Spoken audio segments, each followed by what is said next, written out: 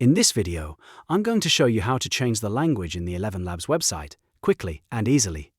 If you use ElevenLabs regularly, switching the interface language can make the whole experience more comfortable and help you navigate the platform faster. So whether you're just getting started or you've been using it for a while, this guide will walk you through each step in a simple way.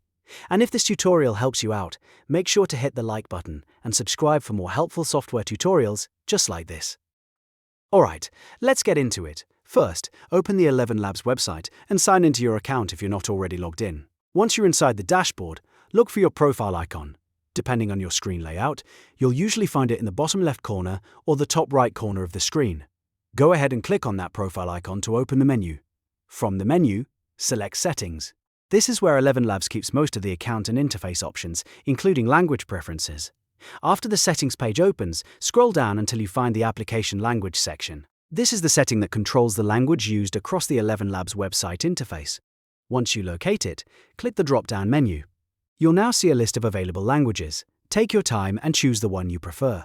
After selecting your language, the website should update to reflect your choice, making the menus and options easier to use in your selected language.